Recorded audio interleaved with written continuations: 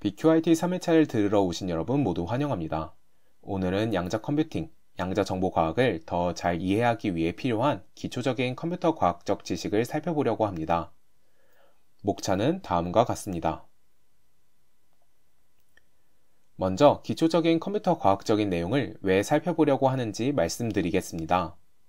양자 컴퓨터에 대해 설명하는 글을 보신 적이 있으시다면 양자 컴퓨터와 고전 컴퓨터를 비교하는 말이 많이 나온다는 것을 알 수 있으실 것입니다.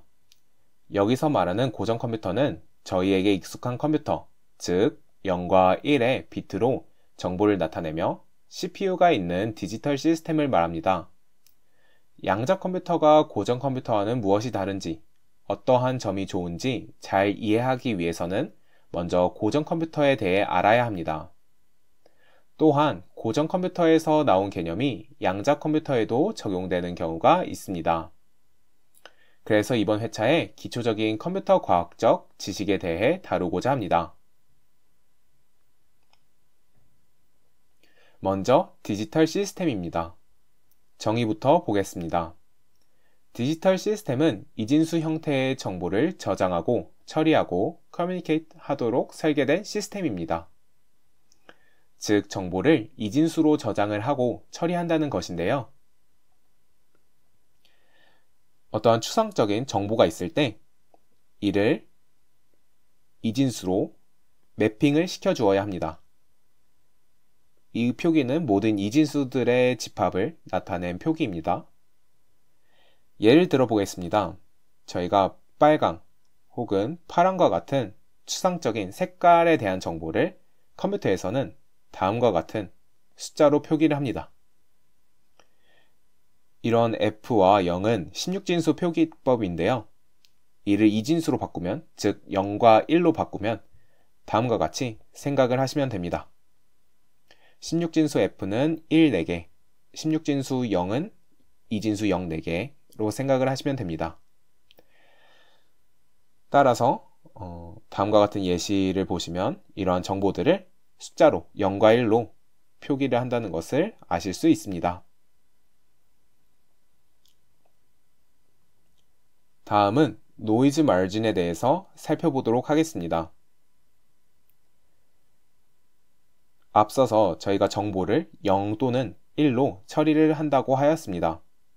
그럼 이런 0과 1의 정보를 다른 곳으로 전송을 할 때 구체적인 숫자로 예시를 들어 1의 정보를 전송하고 싶을 때 5V라는 전압을 출력하고자 하고 또 0이라는 정보를 보내고 싶을 때 0V라는 전압을 출력한다고 합시다.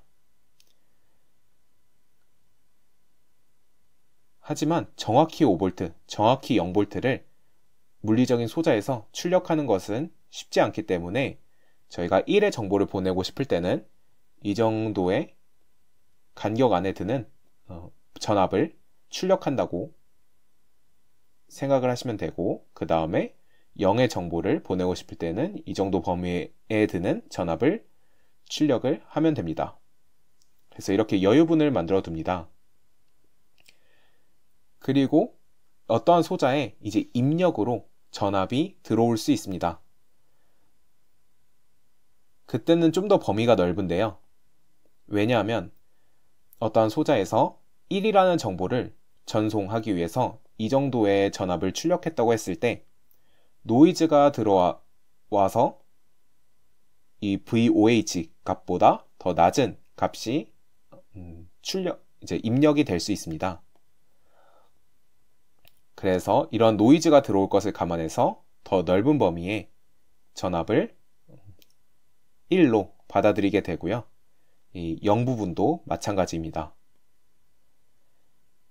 이렇게 노이즈에 대해 고려해가지고 출력 전압과 입력 전압의 범위가 다르게 되는데요. 이러한 범위의 차이를 노이즈 마진이라고 합니다. 즉, 노이즈에 대해서 어느 정도 여유가 있다는 것입니다. 이것이 디지털 시스템의 특징 중 하나입니다.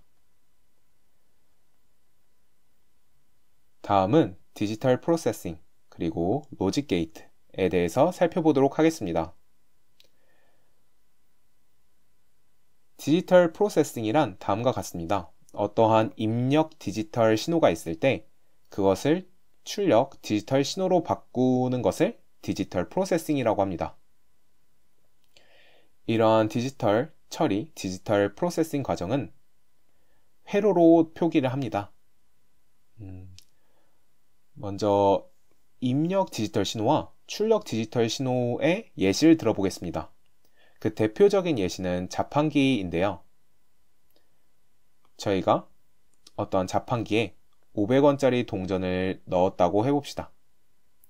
그럼 자판기에 현재까지 얼마의 금액을 넣었는지 표기하는 부분이 있죠. 그 디스플레이에 500이라는 숫자가 나오도록 그런 신호를 출력해 줘야 됩니다. 또 지금까지 얼마의 금액을 넣었는지 기억을 하다가 해당되는 금액의 음료수 버튼을 딱 클릭했을 때 그 음료수가 나오도록 그러한 신호를 출력을 해줘야 되는 것이죠.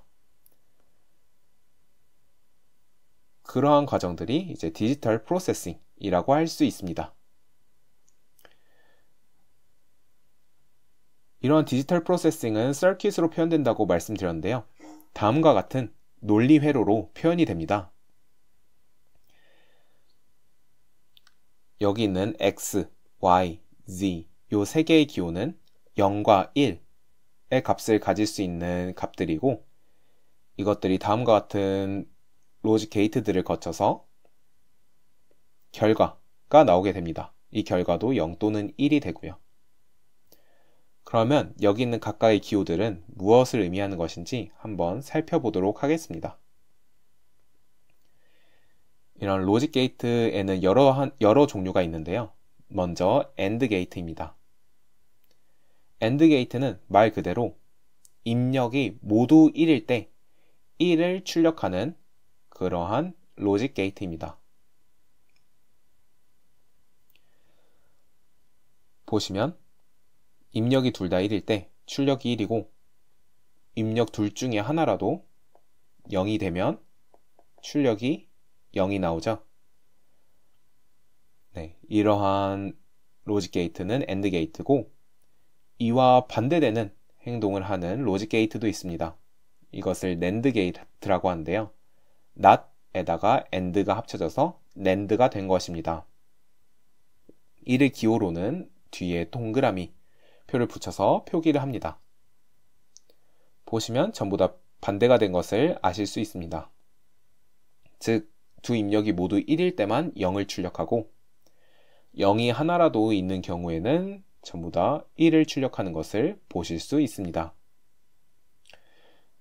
그리고 AND는 다음과 같은 기호로 이런 점 같은 기호를 써서 X와 Y의 AND를 의미하는 표기로 사용을 하게 되고요.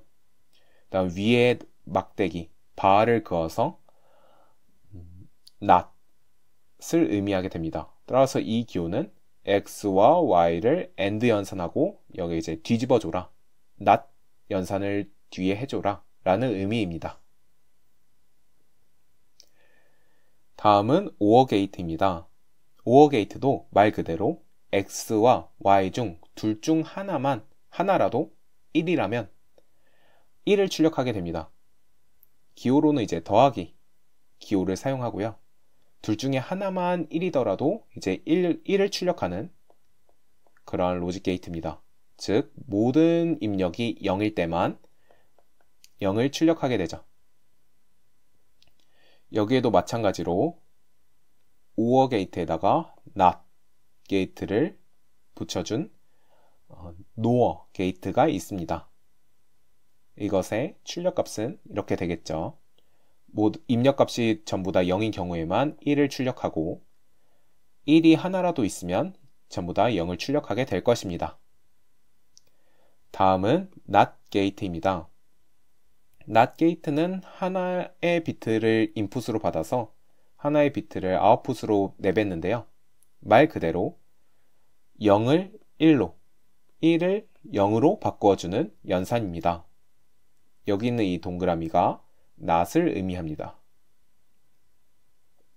다음은 XOR, exclusive or 라고도 알려진 게이트인데요. 이것은 입력 값들 중에서 1이 홀수계만 있을 때 1을 출력하는 그러한 게이트입니다. 보시면 여기 이제 1이 한 개도 없으니까 0을 출력하고요. 그 다음에 여기는 1이 한 개 있으니까 1을 출력하고, 여기도 1이 한 개 있으니까 1을 출력하고, 여기는 1이 두 개, 즉 짝수계가 있으니까 0을 출력하게 됩니다. 모듈로 2 연산을 한다고 생각을 하셔도 됩니다. 덧셈을 한 다음에. 즉 입력이 두 개인 경우 서로 다른 값일 때 1을 출력하는 그러한 게이트라고 생각을 하시면 됩니다. 네, 이렇게 로직 게이트는 여기까지 간단하게 보고 넘어가도록 하겠습니다. 다음은 두 번째 내용인데요. Layer of Abstraction입니다. 컴퓨터 과학에서 Layer of Abstraction, 한국말로 추상화 계층은 복잡한 시스템을 이해하고 관리하기 쉽게 만드는 핵심적인 개념 중 하나입니다. 이 개념은 시스템의 특정 부분이나 기능을 단순화된 형태로 표현함으로써 개발자가 전체 시스템의 복잡성에 대해 걱정하지 않고도 특정 부분에 집중할 수 있게 해줍니다. 예를 들어, 어플리케이션 개발자는 실제로 컴퓨터의 트랜지스터에서 어떻게 전자가 왔다 갔다 하는지를 이해할 필요가 없는 것입니다. 윗단계 개발자들은 그 밑에 있는 단계들을 이제 추상화해서 어떻게 구현이 되는지 이제 고려할 필요 없이 그 윗단계의 개발에만 신경을 쓰면 됩니다. 그래서 이러한 것을 추상화라고 합니다. 양자 컴퓨터에도 이와 비슷한 계층에 대한 개념이 있는데요. 이와 비슷한 것을 찾아보기 위해서는 구글에 다음과 같은 것을 검색해 보시면 됩니다.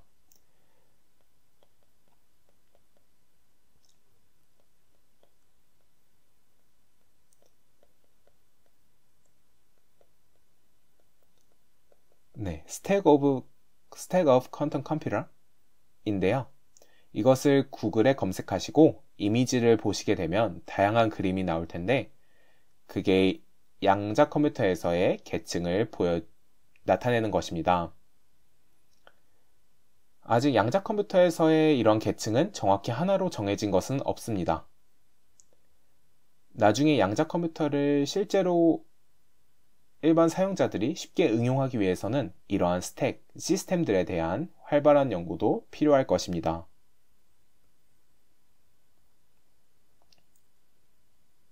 이제 다음 내용으로 넘어가도록 하겠습니다. 어떻게 보면 이번 회차에서 가장 중요한 내용인데요. 바로 시간 복잡도, time complexity 내용입니다. 시간 복잡도는 한번 내용을 자세히 살펴보도록 하겠습니다. 입력의 크기에 따라서 알고리즘이 실행되는데 걸리는 시간을 나타내는 것이라고 합니다. 대부분의 알고리즘은 입력 사이즈가 커지면 이제 실행 시간이 길어지겠죠. 근데 이제 얼마나 빨리 시간이 길어지는지, 즉 입력이 증가한다고 했을 때 시간이 기하급수적으로 많이 걸리게 되는지 아니면 뭐 선형적으로 많이 걸리게 되는지, 이런 것들을 따지는 것입니다. 이것을 다룰 때 주로 빅 O 노테이션이란 것을 사용하게 됩니다. 그렇다면 빅 O 노테이션이란 무엇일까요? 빅 O 노테이션은 worst case 시나리오를 나타내는 것입니다. 즉, 어떠한 알고리즘이 있을 때 여기에 이 알고리즘이 실행되는데 가장 오래 걸리는 그러한 인풋이 들어왔을 때 시간이 어느 정도 걸리는가를 이제 나타내는 것을 이제 빅 O 노테이션이라고 생각을 하시면 되고요. 일단 상수항이나 뭐 더 낮은 차수는 무시한다고 되어 있는데, 이에 대해서는 밑에 예시를 통해서 설명드리도록 하겠습니다. 수학적으로 보면 다음과 같이 설명할 수 있습니다. 이 표기를 보시면 어떠한 값의 절대값이 무한대보다 작다는 것은 수렴을 한다는 것이죠. 그러면 이 값이 수렴을 하기 위해서는 n이 커짐에 따라 fn이 gn보다 더 빠른 차수로 증가를 하면 안 됩니다. 네, 그래서 gn이 fn의 그 upper bound를 의미하게 된다고 생각을 하시면 됩니다. 즉, 어떠한 저희 알고리즘이 걸리는 시간, 실제 시간 fn이 있다면 이 fn이 gn보다 빠르게 증가하지는 않는다 라는 이러한 상한선을 정해주는 그러한 표기법이라고 생각을 하시면 됩니다. 물론 상수배만큼 빠를 수는 있겠죠. fn이 gn보다는요. 근데 이제 차수에서 차이가 나지는 않는다 라는 의미입니다. 그리고 여기서는 이러한 집합기호를 썼는데요. 네, 저희가 이러한 등호, 기호도 많이 사용합니다. 그래서 어떠한 기호를 사용하셔도 상관없다는 것 인지하시길 바랍니다. 한번 예시를 보겠습니다. 어떠한 en이라는 것은 on으로 표기를 할 수 있습니다.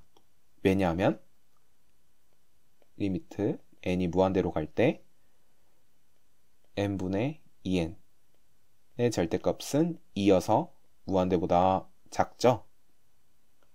따라서 2n은 이런 5n에 속한다고 볼 수 있습니다. 즉 선형적으로 증가한다는 거죠. n이 증가함에 따라 이 알고리즘이 걸리는 시간이 선형적으로 증가를 한다라는 의미입니다. 그 다음에 이걸 보시면 이것도 해당이 된다는 것을 아실 수 있습니다. 왜냐하면 리미트 n이 무한대로 갈 때 n제곱분의 2n의 절대값이 0이 되죠. 이는 무한대보다 작고요. 그래서 이것이 의미하는 바는 이 n이 커짐에 따라서 이 fn이 증가하는 속도가 이 n제곱이 증가하는 속도보다는 느리다는 것입니다. 네, 그리고 밑에 있는 것은 여기다가 이렇게 속하지 않는다 라고 하나를 그어줘야 되는데요. 왜냐하면 이것을 계산해 보시면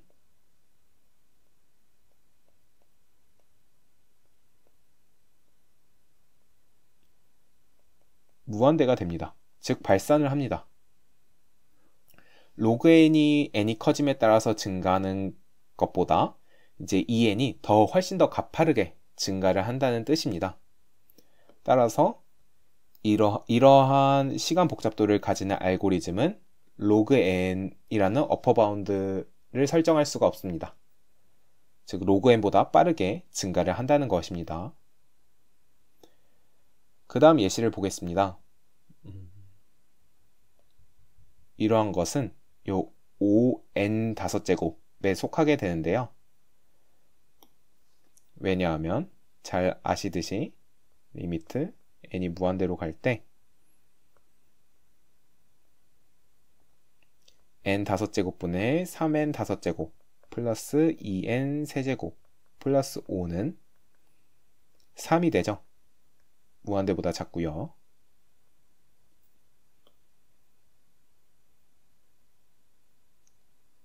따라서 이렇게 표기할 수 있습니다. 즉, 이 최고차만 중요한 겁니다. 가장 가파르게 증가하는데 영향을 주는 그러한 값만 이제 이런 타임 컴플렉시티, 비고 노테이션에 영향을 주게 되는데요.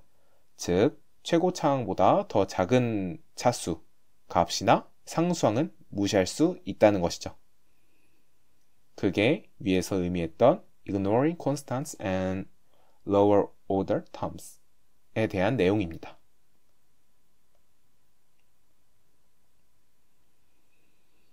그리고 이렇게 지수적으로 증가하는 입력 사이즈 n이 커짐에 따라서 지수적으로 증가하는 그런 알고리즘은 다음과 같은 어퍼 바운드가 있다고 말을 할 수 있겠죠. 저희가 이러한 빅 O 노테이션만 이번 회차에서는 주로 집중해서 볼 것이지만 이러한 오메가와 세타에 대한 표기법도 종종 나옵니다. 그래서 이런 표기법도 시간이 되신다면 한번 살펴보시길 바랍니다. 네, 지금까지 fn은 2n, fn은 3n 5제곱 더하기 2n 세제곱 더하기 5, 이러한 추상적인 그런 함수들만 봤었는데요. 입력 사이즈가 커짐에 따라서 알고리즘이 걸리는 시간이 늘어난다는 것이 어떻게 되는지 이제 좀 구체적인 예시를 통해서 한번 살펴보도록 하겠습니다. 지금 여기서는 sorting 알고리즘, 즉 정렬하는 알고리즘 두 개를 비교하면서 이 두 개는 서로 시간 복잡도가 다르거든요. 그 정렬을 해야 되는 그런 엘리먼트의 개수가 늘어남에 따라 이제 정렬하는데 걸리는 시간이 다릅니다. 그것들을 통해서 시간 복잡도가 무엇인지 더 잘 이해할 수 있도록 예시를 들어보겠습니다. 먼저 버블 솔트입니다. 버블 솔트는 가장 간단한 그 정렬 알고리즘이고 가장 최악의 정렬 알고리즘이라고도 할 수 있습니다. 왜냐하면 정렬하는데 시간이 굉장히 오래 걸리기 때문인데요. 이 버블 솔트 알고리즘에 대해서 한번 살펴보도록 하겠습니다. 이 프로세스를 먼저 간단히 보시면 인접한 것들끼리 비교를 해서 만약에 서로 이제 정렬이 되어 있지 않다면 두 개를 바꿔주고 그렇게 되면 가장 작은 값이 위로 기포처럼 올라오게 되고 이런 과정들을 이제 반복해 준다는 것인데요. 한번 실제 예시를 보시면 더 잘 이해가 되실 것입니다. 다음과 같이 이렇게 정렬되어 있진 않고 이러한 수열이 있다고 해봅시다.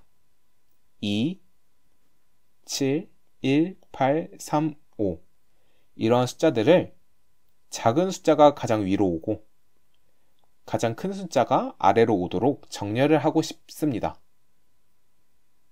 저희는 이제 눈으로 보면 1이 가장 작으니까 그럼 1이 있고 그 다음에 2가 있으니까 2 있고 그 다음 3이 있으니까 3이 있고 이렇게 이제 전체적으로 보면서 비교를 할 수 있는데 이제 컴퓨터는 기본적인 연산, 더하기 등등의 이제 arithmetic한 연산을 기본으로 하기 때문에 이제 사람이 이제 한눈에 보고 할 수 있는 것과는 다르죠. 그래서 단계 수행을 해야 합니다. 이런 버블 솔트는 밑에서부터 시작을 합니다. 그래서 보시면 5와 3을 먼저 비교합니다. 그리고 순서가 올바른지, 즉 작은 값이 위에 있는지를 먼저 살펴봅니다. 그러면 지금 3이 더 작죠, 5보다. 그러면 이제 순서가 올바르게 되어 있는 것입니다. 그래서 5, 3 그대로 있습니다. 다음번에는 8과 3을 이번에 비교를 합니다. 순서가 out of order, 즉 거꾸로 되어 있죠. 3이 더 작은데 아래에 있습니다. 그래서 두 개의 순서를 바꾸어 줍니다. 이렇게 말이죠. 그 다음에는 1과 3을 비교하게 됩니다. 순서가 제대로 되어 있죠. 그대로 있고 그 다음에 7과 1을 비교해서 순서가 거꾸로 되어 있으니까 이렇게 바꾸어주고 그 다음 1과 2를 비교해서 순서가 거꾸로 되어 있으니까 이렇게 바꾸어줍니다. 즉 제일 아래에서부터 작은 애들을 계속 위로 올려주는 것인데요. 그럼 1이라는 가장 작은 숫자가 위로 쭉 올라오게 됩니다. 그래서 결국에 지금 127385가 여기 이제 두 번째 라인에 있죠? 두 번째 컬럼에 있죠? 즉 가장 작은 숫자가 위로 기포처럼 쭉 올라온다 해서 이제 버블 솔트라는 이름이 붙었습니다. 그럼 이제 작은 숫자가 가장 위로 올라왔으니까 그 다음으로 작은 숫자를 이제 그 다음으로 올려야겠죠? 그러기 위해서는 이제 또다시 똑같이 반복하는 겁니다. 지금 현재 이러한 상태인데 5와 8을 비교해서 지금 순서가 out of order니까 8, 5가 되고 그 다음에 3, 5 비교해서 이거는 in order니까 3 그 다음에 7이랑 3 out of order니까 또 바꿔서 7, 3 그 다음에는 2랑 3 비교해서 순서가 제대로 되어 있으니까 이렇게 됩니다. 이제 두 번째로 작은 숫자가 두 번째 칸에 나오게 되었습니다. 이렇게 계속 반복을 합니다. 가장 작은 숫자 위로 올리고 그 다음으로 작은 숫자 두 번째로 올리고 그 다음으로 작은 숫자 세 번째로 올리고 해서 마지막 단계까지 오게 됩니다. 이렇게 하면 정렬을 잘 할 수 있겠죠. 이것의 time complexity, 즉 여기서는 이제 비교하는 연산, 이 빨간색 화살표 있죠? 이 비교를 몇 번을 해야 되는지 한번 알아보겠습니다. 먼저 시간 복잡도는 이렇게 계산될 수 있다고 하는데요. 보시면 저희가 지금 구체적인 예시를 보시면 elements가 7개가 있죠. 즉 n은 7입니다. 입력 사이즈가 7이라고 6개네요. 6이라고 할 수 있습니다. 그러면 첫 번째 단계에서 5번의 비교를 해야겠죠. 이 밑에서부터 비교하죠. 총 5번의 비교를 하고 그 다음 스텝에서는 4번의 비교를 하게 되고 그쵸? 여기 1번, 2번, 3번, 4번 그럼 다음 스텝에서는 3번 쭉쭉쭉 해서 마지막에 한 번의 비교까지 즉 만약에 임의의 n에 대해서는 n-1번 비교를 하게 될 거고 그 다음 n-2번의 비교를 하게 될 거고 가서 이제 결국에 한 번의 비교를 하게 될 것입니다. 비교하는 숫자가 n에 대해서 다음과 같은 횟수를 비교하게 되죠. 이것을 수학적으로 나타내면 이렇게 됩니다. 이거랑 똑같은 말입니다. 이것을 저희가 잘 아는 그런 수학 공식을 사용하게 되면 이렇게 나타낼 수 있고 이것의 최고차항은 2차항, 요 n 두 개가 곱해진 2차항이기 때문에 다음과 같은 비고 노테이션으로 표기를 할 수 있습니다. 즉, 버블 솔트는 입력이 커짐에 따라서 그것의 쿼드라틱하게 알고리즘이 수행되는 걸린 시간이 쿼드라틱하게 증가한다는 것을 알 수 있습니다. 네, 그럼 이보다는 빠른 멀지 솔트에 대해서 한번 보도록 하겠습니다. 멀지 솔트는 대표적인 divide and conquer 알고리즘인데요. divide and conquer 이라는 것은 분할 후 정복, 분할 그리고 정복이라는 알고리즘입니다. 어떠한 큰 문제가 있을 때 이것들 잘게 자른 다음에 작은 문제로 자르고 각각의 작은 문제들을 해결하고 그 다음으로 이 문제들을 해결한 것들끼리 합쳐서 좀 더 큰 문제로 만들어서 해결하고 해서 최종적인 가장 큰 문제를 해결하는 그러한 알고리즘이라고 생각을 하시면 됩니다. 이러한 divide and conquer 개념이 적용된 정렬 알고리즘으로 먼저 이제 숫자들의 배열이 있다면, 숫자들의 리스트가 있다면 이것들을 반으로 자르고 계속 반으로 자르게 됩니다. 그래서 더 이상 자를 수 없을 때까지 계속 반으로 자르고 그 다음에 뭐 이미 정렬되어 있는 그러한 어레이들을 합친다고 하는데 이때 정렬을 하면서 합치게 됩니다. 여기서 이제 그냥 간단하게 적어 놓았고 밑에 예시를 보면서 자세히 살펴보도록 하겠습니다. 이제 버블 솔트와 마찬가지로 이것은 n은 저희가 정렬해야 되는 그런 엘리먼트들의 개수라고 할 수 있습니다. 그게 입력 사이즈죠. 그래서 예를 들어 38, 27, 43, 3, 9, 82, 10 이라는 배열, 리스트가 있다고 합시다. 이것을 오름차순으로, 즉 가장 작은 숫자를 가장 앞쪽에, 그리고 가장 큰 숫자를 가장 뒤쪽에 배열을 하고 싶습니다. 그럼 처음 말했던 게 반으로 다 잘라야 한다는 것이죠.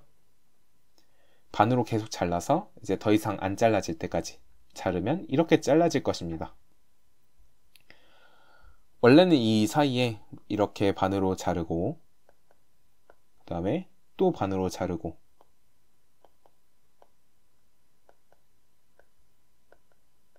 그 다음에 또 반으로 자르고 이제 마지막으로 이제 반으로 자르면 이렇게 되겠죠.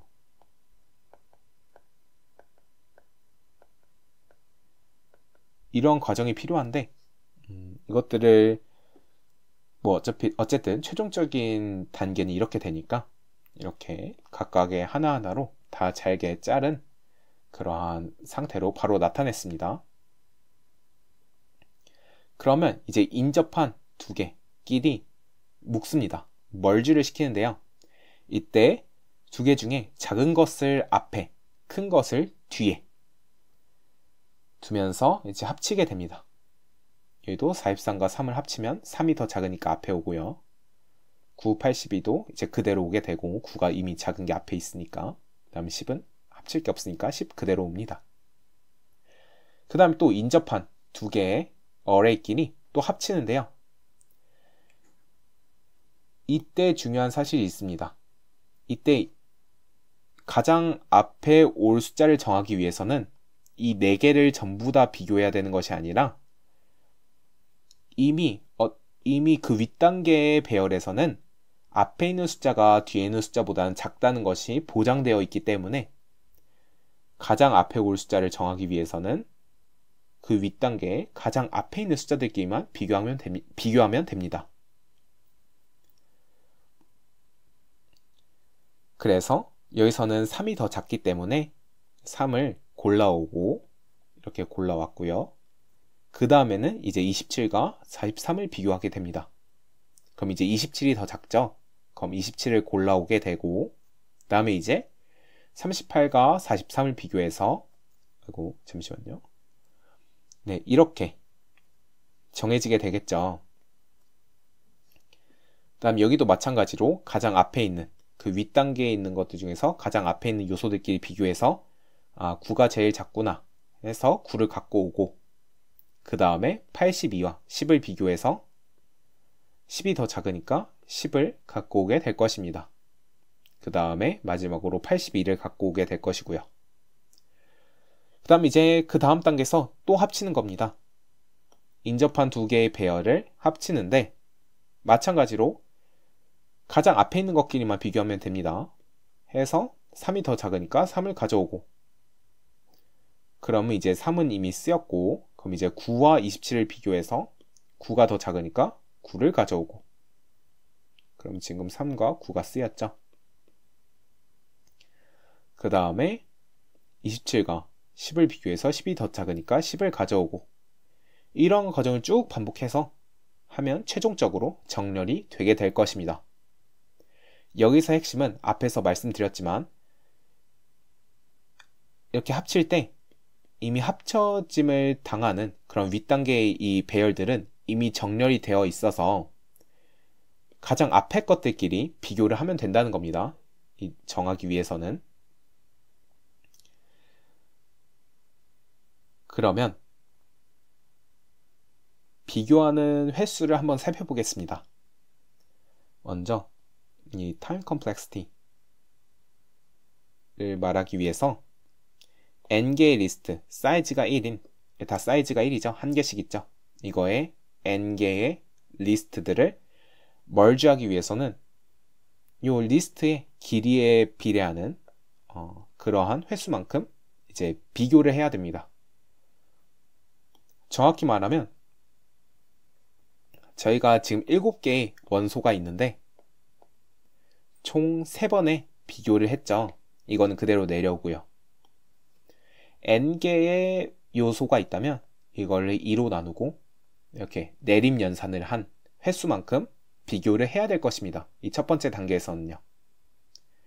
그리고 이것은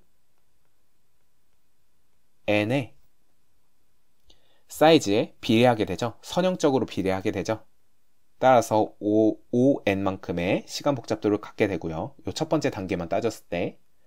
다음 두 번째 단계도 마찬가지입니다. 이것도 보시면 그 엘리먼트의 개수 n에 비례하는 만큼의 비교가 필요하게 되고요.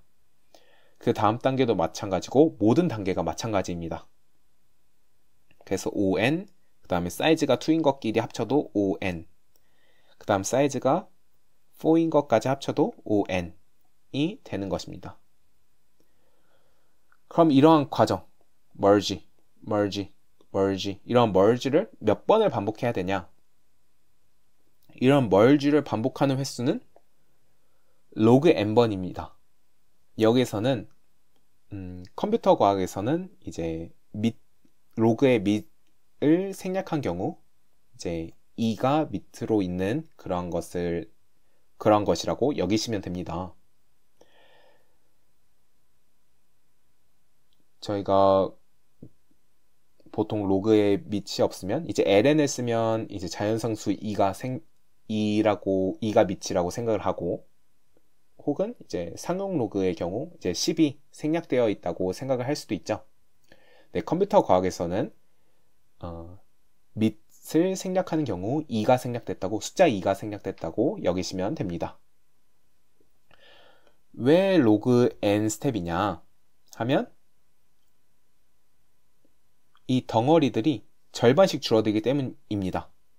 인접한 두 개끼리 비교를 하기 때문에 그 다음 덩어리는 대략 원래 여기가 n개였으면 대략 2분의 n개의 덩어리가 될 거고, 그 다음에 4분의 n개의 덩어리가 될 거고 해서, 즉 최종적으로 한 개의 덩어리가 될 때까지는 이제 절반으로 줄어드니까 로그의 n의 이제 단계가 필요하겠죠.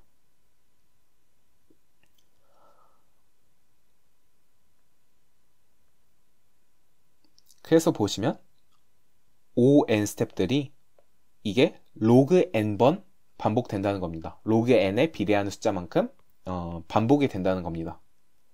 즉 이것의 시간 복잡도는 5의 n 로그 n 이라고 할 수 있습니다. 그럼 아까 버블 솔트의 타임 컴플렉시티는 5의 n 제곱이라고 했죠? 얘는 5의 n 로그 n이고요. 그래서 이것을 비교해 보시면 5의 n 제곱과 5의 n 로그 n을 보시면 n이 커짐에 따라서 n 제곱이 n 곱하기 로그 n보다 더 빨리 증가하죠. 왜냐하면 둘 다 일단 n은 하나씩 갖고 있으니까 이것들은 공통적인 항이고, 그러면 이제 n과 로그 n을 비교하면 되는데, 네, 어쨌든 이거 두 개 비교하면 되는데, 네, 이런 식으로 되겠죠. 하여튼 로그 n이 쭉 n이 커짐에 따라서 로그 n은 천천히 증가하는데 n은 선형적으로 계속 증가하게 될 겁니다. 이 차이는 점점점 커지겠죠. 따라서 n이 커짐에 따라서 걸리는 시간은 5의 n 스퀘어, 알고리즘이 5의 n 로그 n 알고리즘보다 더 걸리는 시간이 길어진다는 겁니다. 따라서 버블 솔트, 앞에서 봤던 버블 솔트가 멀지 솔트보다 안 좋다는 거죠. 시간이 오래 걸린다는 거는 안 좋은 거니까. 어떤 똑같은 솔팅이라는 정렬이라는 목표를 달성하기 위해서. 네. 그래서 이러한 알고리즘의 효율성을 따지기 위해서 시간 복잡도라는 개념을 따집니다.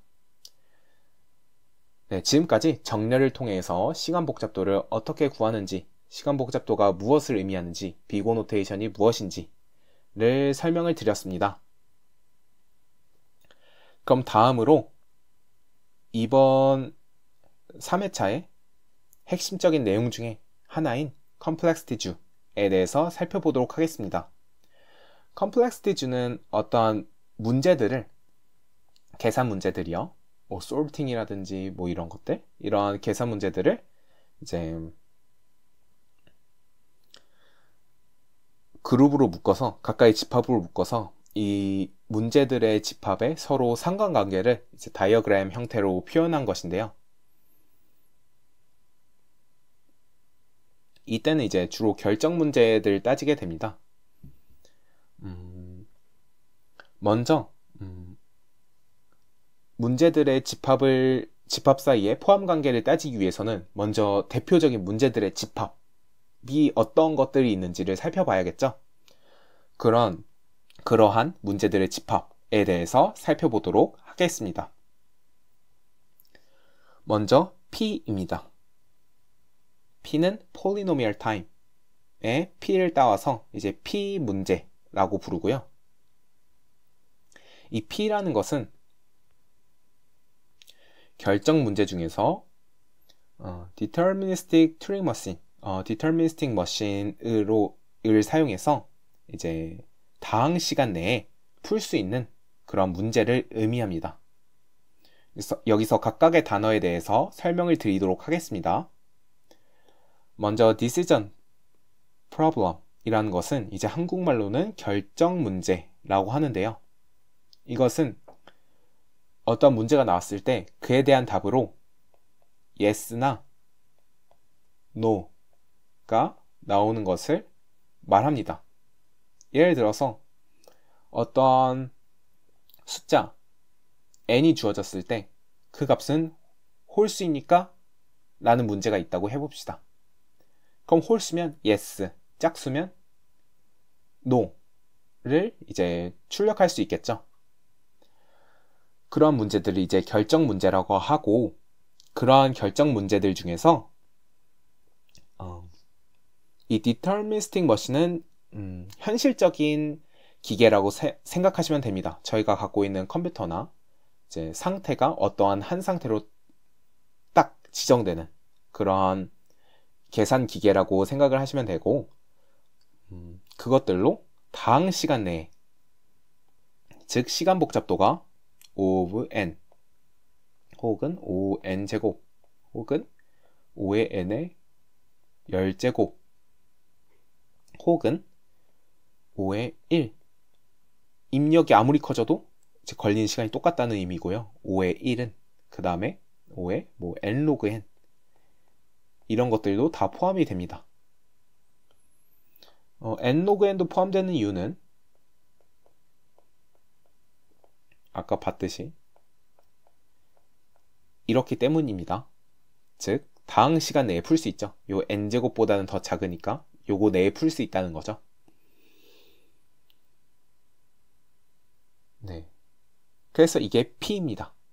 그래서 어떠한 결정 문제가 있는데 이거를 이제 상태가 하나하나로 이제 딱 결정이 되는 그러한 계산 기계로, 쉽게 생각하면 지금 저희가 갖고 있는 그런 컴퓨터와 같은 기계로 연산을 했을 때 이러한 시간 복잡도 내로 풀 수 있는 그러한 결정 문제들의 집합이라고 생각을 하시면 됩니다. P는요.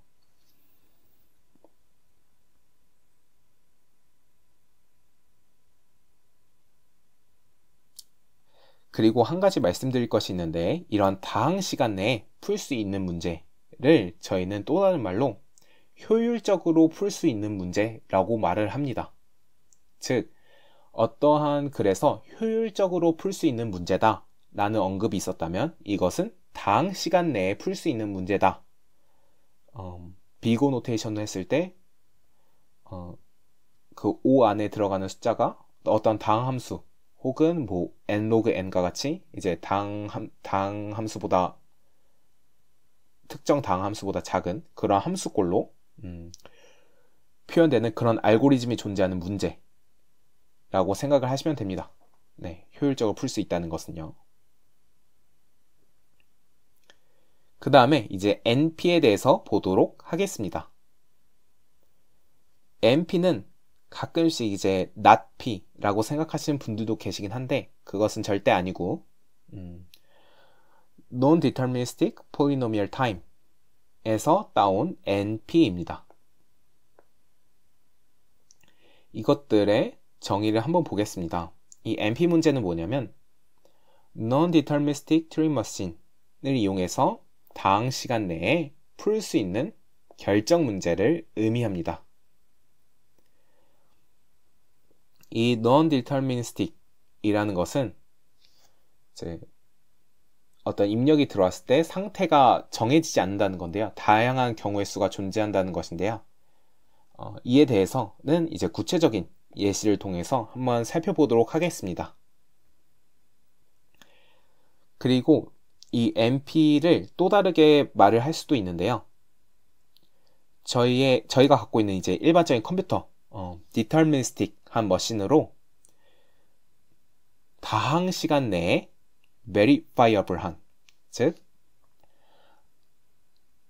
어떤 문제에 대한 이제 입력이 들어왔을 때 yes라는 것에 대한 힌트가 주어지면 그것을 검증하는 데에는 verify 하는 데는 다항 시간이 걸리는 그러한 문제들의 집합을 NP 문제라고 합니다. 이렇게 말씀만 드려서는 잘 감이 오지 않으실 것 같아서 이제 구체적인 예시 3set, 3 satisfiability 문제를 갖고 오겠습니다. 이것은 이제 대표적인 NP 문제인데요. 그리고 NP 문제 중에서도 가장 어려운 문제죠. 보시면 3set 문제는 주어진 이런 boolean 펑션이 있을 때 이 boolean 펑션의 결과값이 true로 나올 수 있는 이러한 input x1, x2부터 xn까지의 각각의 true, false, true, false를 잘 지정해서 이런 boolean 펑션이 true가 나올 수 있도록 하는 그런 입력값들이 존재하는가에 대한 결정 문제입니다. 존재한다? 존재 안 한다? 이게 무슨 말이냐면 이런 boolean 펑션이라는 것에 대해서 먼저 boolean formula에 대해서 먼저 말씀을 드리겠습니다. boolean formula는 각각의 입력 인풋들이 전부 다 0 또는 1입니다. 혹은 이제 1을 true, 0을 false 라고도 볼 수 있는데요. 1을 true, 0을 false로도 볼 수 있습니다. 그리고 그 출력도 true or false, 1 또는 0으로 나오는 그러한 포뮬라를 boolean formula라고 합니다. 그리고 3set 문제는 구체적인 이제 예시를 들기 위해서 이 뒤에는 생략하도록 하겠습니다. 뒤에는 없다고 생각을 하고 각각의 클라우스가 이제 3개의 리터럴들로 이제 구성이 되어 있습니다. 보시면 이제 x1 그리고 이것은 or 표기고요. x2 or x3의 not 이런 것들을 의미하고 그 다음에 이렇게 위를 향하는 것은 and 연산을 의미합니다. 이것을 보시면 요 안에는 전부 다 or 연산으로 이루어져 있기 때문에 이 x1 혹은 x2 혹은 x3의 not 이 3개 중에 하나만 true이더라도 이 전체 클라우스는 true가 됩니다. 즉 x3가 false면 x3의 not은 true가 되죠. 그래서 x3가 false인 경우에는 x1, x2에 상관없이 이것들은 전부 다 true가 되는 거죠. 그리고 여기 and 연산이 있기 때문에 이 왼쪽 클라우스도 true고 오른쪽 클라우스도 true일 때만 이제 전체 boolean 포뮬라가 true가 나올 수 있는 것입니다. 이 왼쪽의 예시를 보시면 만약에 x1이 true고 x4가 true고 나머지는 어떤 값인지 궁금하지 않습니다. x2, x3, x5는 아무 값이어도 상관없습니다. 이럴 때 x1이 true니까 이 전체는 true가 될 거고, 그 다음에 여기서는 x4가 true면 이 전체가 true가 될 것입니다. 따라서 true and true가 되기 때문에 이 전체 boolean 포뮬러는 true가 나올 수 있게 되죠. 이러한 전체 boolean 포뮬러가 true가 나올 수 있도록 하는 이러한 인풋들의 이러한 인풋들이 존재하는가를 따졌을 때 이러한 boolean 펑션은 인풋이 존재하죠. 출력이 true가 나올 수 있는 인풋이 존재합니다. 그래서 이 경우에는 yes라고 답을 할 수 있을 것입니다. 이러한 boolean 이런 인풋들 중에서 boolean 포뮬러가 true가 나오는지 그러한 인풋들의 조합이 있는지를 찾기 위해서는 n개의 x1부터 x2에서 총 n개의 입력이 있을 때 각각의 tf들 전부 다 대입을 해보면서 최악의 경우에는 이제 만약에 boolean 포뮬러가 어떠한 인풋을 넣어도 true가 나올 수 없다 라는 것을 증명하기 위해서는 모든 경우의 수 x1에 t를 넣고 x2도 t를 넣고 마지막에 xn도 t를 넣고 그 다음에 x1에 t, x2에 t 쭉쭉쭉 해서 xn만 false 이러한 인풋도 넣어보고 이런 종류로 모든 인풋들을 다 넣어보면서 모든 인풋에 대해서 false가 나온다는 것을 통해서 이 boolean 포뮬러는 true라는 아웃풋을 뱉을 수 없다 라는 결론을 내려야 되는 경우도 있을 것입니다. 그러기 위해서는 x1 총 몇 번의 트라이를 해야 되냐면 x1을 tf를 선택해야 되고 x2 tf를 선택해야 되고 그리고 마지막 xn번째도 tf를 선택해야 되니까 총 2의 n제곱 가지수의 인풋을 넣어봐야 합니다. 즉 저희의 컴퓨터 어떤 상태가 딱딱 결정이 되는 그런 컴퓨터로 계산을 해서 이러한 boolean 포뮬러에 true가 나오는지 여부를 계산하기 위해서는 시간 복잡도가 이렇게 된다는 것입니다. 그리고 이것은 다항 함수가 아니기 때문에 효율적으로 못 푼다 라고 말을 할 수 있는데요. 즉 오래 걸리는 겁니다. 근데 이것을 보시면 Non-Deterministic Turing Machine을 이용하면 polynomial time에 풀 수 있다고 합니다. 이게 뭐냐면 이제 Non-Deterministic에 대한 개념을 설명하는 다양한 방법이 있는데요. 여기서는 올바른 추측을 하는 기계라고 설명을 드리겠습니다. 요 fx가 최대한 true를 내뱉도록 하도록 x1을 true 혹은 false 중에서 잘 선택을 하고 x2를 true나 false 중에서 잘 선택을 하고 최종적으로 xn을 true나 false 중에서 잘 선택을 해주는 겁니다. 이런 guess를 n번만 잘하면 되죠.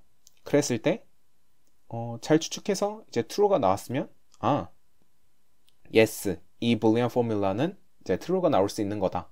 특정 인풋에 대해서 라고 말을 할 수 있고 이제 아무리 잘 추측을 해도 이제 boolean 포뮬러가 true가 나올 수 없다 라고 이제 이 non-deterministic한 기계가 답을 하면 이제 no 라고 말을 할 수도 있겠죠.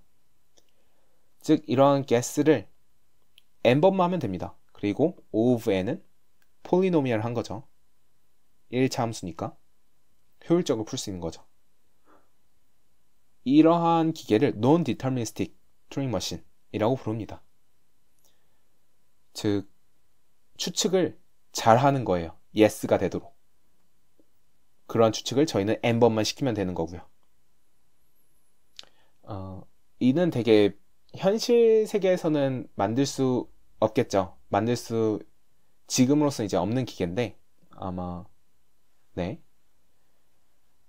나중엔 또 어떻게 될지 모르겠지만 아마 그 상태가 이것을 이제 여러 가지로 간다고 얘기를 하는 기계이기 때문에 비현실적인 기계고, 이것은 이제 수학적으로만 존재하는 개념입니다. 네. 어쨌든 이런 non-deterministic 튜링 머신으로 풀 수 있는 다항 시간 내에 풀 수 있는 그런 문제들을 NP 문제라고 합니다.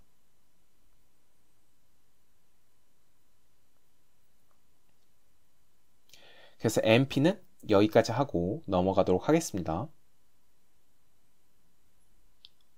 다음에 ZPP, ZPP 문제입니다. 이것은 이제 Zero Error Probabilistic Polynomial Time의 약자인데요. 여기서는 또 새로운 개념이 이제 Probabilistic Turing Machine에 대한 이야기가 나옵니다. 한번 살펴보자면 Probabilistic Turing Machine으로 풀 수 있는 문제인데 다음에 두 가지 성질들을 만족해야 된다고 합니다. 이 Probabilistic Turing Machine을 이용해서 이 문제를 풀었을 때 무조건 Yes나 No answer를 무조건 맞춰야 되고, 이것들을 맞추는데 걸리는 시간의 기대값이 당 시간이어야 한다 라는 것입니다. 이런 Probabilistic Turing Machine은 중간에 랜덤으로 상태를 변화시킬 수 있는 그러한 계산 기계라고 생각을 하시면 됩니다. 즉 어떠한 기계 내에서 진짜 동전 던지기, 진짜 랜덤인 그런 동전 던지기를 허용하는 그런 기계라고 할 수 있습니다. 즉 알고리즘 내에서 어떠한 문제를 풀기 위한 알고리즘 내에서 랜덤한 그런 과정이 있다면 그럴 것을 이제 Probabilistic Turing Machine으로 풀었다고 할 수 있고, 이는 이제 라스베가스 알고리즘이랑 관련이 있습니다. 즉 이제 라스베가스 알고리즘을 아시는 분이라면 이제 라스베가스 알고리즘으로 풀었는데 이제 그것에 걸리는 시간의 평균값이 폴리노미얼 타임이다, 그렇게 해서 풀 수 있는 문제다 라고 하면 그 문제는 ZPP에 속한다고 할 수 있습니다. 즉 어떤 알고리즘에 이제 동전 던지기 같은 그런 랜덤한 요소를 넣었는데 무조건 yes나 no 답을 맞추긴 해야 되고, 대신에 걸리는 시간의 기대값이 당 시간 이내여야 한다 라는 것입니다. 이 GPP랑 BPP랑 되게 대응이 되는데요. 한번 BPP에 대해서 한번 살펴보도록 하겠습니다. 이 BPP는 Bounded Error Probabilistic Polynomial Time입니다. 이것도 똑같이 동전 던지기를 수행하는데 다음의 조건들을 만족해야 된다고 합니다. 보시면 Yes나 No 이 답을 이 기계가 산출을 하겠죠. 산출을 할 때 에러 확률이 최대 3분의 1, 즉 최소 3분의 2의 확률로 정답을 맞춘다는 겁니다. 정답을 맞춘 대신에, 즉 무조건 정답을 맞춘다는 건 아닙니다. 근데 무조건 다항 시간 내에 답을 도출합니다. 답이 맞든 틀리든요. 대신에 3분의 2 이상의 확률로는 맞춰야겠죠. 즉 GPP는 뭐였나요? 아까 위에서 봤던 Yes나 No는 무조건 맞추는데 걸리는 시간이 가끔은 무진장 오래 걸릴 수도 있지만 평균적으로는 폴리노미얼 타임이었습니다. expectation이 폴리노미얼, 가끔은 이제 엄청나게 오래 걸릴 수도 있죠. 근데 BPP는 무조건 폴리노미얼 타임 안에 풀 수 있어요. 답을 도출합니다. 하지만 답을 무조건 맞추는 건 아닙니다. 3분의 1보다 작은 확률로 틀릴 수 있어요. 이것과 관련된 것은 이제 몬테카를로 알고리즘인데, 이러한 특성을 이용해서 풀어낼 수 있는 문제들의 집합을 이제 BPP라고 합니다. 이제 다음은 BQP입니다. BQP는 양자 컴퓨터와 관련된 건데요. 이것은 이제 BPP와 대응되는 퀀텀 버전 BQP라고 생각을 하시면 됩니다. 이것도 똑같이 이제 퀀텀 컴퓨터로 문제를 푸는데 최대 3분의 1의 오류 확률, 그러니까 3분의 2 이상의 확률로는 맞춘다는 거죠. 정답을 맞추는 그러한 문제들의 집합입니다. 걸리는 시간은 당 시간 이내이고요. 즉 한마디로 BQP는 쉽게 얘기해서 양자 컴퓨터로 잘 풀 수 있는 문제라고 생각을 하시면 됩니다. 다음 P스페이스는 당 공간 내에서 이제 뭐 Deterministic Turing Machine을 이용하든 Non-Deterministic Turing Machine을 이용하든 그것들을 이용해서 풀 수 있는 문제를 이야기합니다. 그래서 이것들의 포함 관계는 다음과 같이 됩니다. 이제 P는 효율적으로 풀 수 있는 문제라고 했죠. 효율적으로 풀 수 있는 문제, 그 다음에 가끔은 무진장 오래 걸릴 수 있지만 확률 이제 그 중간중간에 이제 동전 던지기를 하는데 무조건 답은 맞추는데 이제 가끔은 오래 걸릴 수도 있는 문제, 그리고 무조건 당 시간 내에 풀긴 하는데 가끔은 틀릴 수 있는 문제, 가끔은 틀린 답을 도출하는 알고리즘이 존재하는 문제, 그 다음에 양자 컴퓨터로 뭐 잘 풀 수 있는 문제, 이러한 집합들의 관계가 이렇게 된다는 겁니다. 그리고 P스페이스는 이렇게 큰 공간이고요. 그리고 아까 봤던 Deterministic Turing Machine으로는 효율적으로 풀 수 있는 문제, 그 polynomial time 안에 풀 수 있는 문제, 그 다음에 Non-Deterministic Turing Machine, 즉 guess를 알아서 잘하는 추측을 답이 yes가 나오도록 잘 추측하는 기계를 갖고 있다면 이제 polynomial한 시간 내에 풀 수 있는 그런 문제들의 집합 사이의 포함 관계는 이렇게 되고요. P가 더 작겠죠. 더 작겠죠라는 말은 조금 위험하고 더 P가 NP보단 크진 않을 겁니다.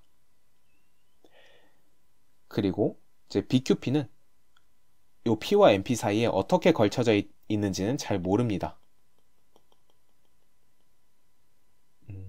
이걸 보시고 양자 컴퓨터의 능력은 어느 정도구나를 파악하시면 됩니다. BQP는 일단 BPP, ZPP, P를 포함하고 그 다음에 NP와의 관계는 어떻게 될지 아직 잘 모른다고 합니다. 그리고 이제 마지막으로 말씀드릴 내용이 있는데 어떻게 보면 아까 NP는 Non-Deterministic, 즉 추측을 알아서 잘 해주는 그런 기계로 당 시간 내에 풀 수 있는 문제라고 했고 P는 Deterministic, 그러니까 저희가 갖고 있는 컴퓨터와 같은 이제 상태가 인풋에 대해서 딱딱딱 결정이 되는 그러한 머신으로 효율적으로 풀 수 있는 문제를 봤을 때 이 Non-Deterministic이 Deterministic보다 더 파워풀해 보일 수 있습니다. 하지만 이제 컴퓨터 과학적으로 둘은 인식 가능한 언어는 같다고 말을 하고 시간 효율적인 측면에서는 이제 non-deterministic한 게 더 빠르게 풀 수 있을 것이라고 믿습니다. 믿는 사람들이 많습니다. 즉 AMP가 P보다 클 거라고 믿는 사람들이 많습니다. 하지만 물론 P가 NP보다 큰 경우는 크진 않습니다. 그건 당연한 건데 P랑 NP가 같을 수도 있습니다. 즉 non-deterministic 머신으로 효율적으로 풀 수 있는 거는 deterministic으로도 효율적으로 풀 수 있는 P와 NP가 같은, 즉 P가 NP 이렇게 붙어버리는 그럴 수도 있습니다. 아직 이건 증명이 되지 않았어요. 즉 P가 NP에 속하는지 진부분 집합인지 혹은 둘은 같은지는 아직 증명이 안 되었다는 겁니다. 심지어 P가 P스페이스의 진부분 집합인지 아니면 같은지도 증명이 안 되어 있습니다. 이 P와 NP가 서로 같은지 다른지를 증명해내신다면 이제 여러분들은 역사에 길이 남게 되실 거예요. 이건 이제 밀레니엄 문제 중에 하나고 가장 중요한 계산 이론적인 문제 중에 하나거든요. P와 NP는 과연 같은가 다른가? 네. 그리고 만약에 P와 P 스페이스가 같다면 이 P가 이렇게 넓어져 가지고 이제 P 스페이스에 딱 붙는다는 건데 보시면 BQP는 일단 P스페이스보다는 크진 않고 일단 P보다는 작진 않은데 P가 P스페이스에 딱 붙어버린다면 이제 약간 샌드위치 정리처럼 BQP도 딱 붙어버리겠죠. P보다는 작지 않고 P스페이스보다는 크지 않아야 되니까요. 그래서 뭐 그러한 재밌는 상상들도 해볼 수 있습니다. 어쨌든 이렇게 이제 다이어그램 형태로 complexity 주라는 것을 표현할 수 있고 퀀텀 컴퓨터로 풀 수 있는 문제들의 집합은 한 요 정도 된다 라는 것을 알고 계시면 좋겠습니다. 그리고 계산 이론적으로 볼 때 그 타임 컴플렉시티 비고 노테이션으로 계산하는 거나 아니면 어떠한 문제는 뭐 BPP에 속한다, ZPP에 속한다, NP 문제에 속한다 이러한 얘기들이 많이 나오기 때문에 이러한 개념들을 잘 익혀두시면 좋을 것 같습니다. 그리고 시간이 되시는 분들은 NP hard와 NPC에 대한 개념도 살펴보시면 좋을 거라고 생각을 합니다. 네, 그래서 3회차는 여기서 마무리를 하겠습니다. 모두 듣느라 수고 많으셨습니다. 감사합니다.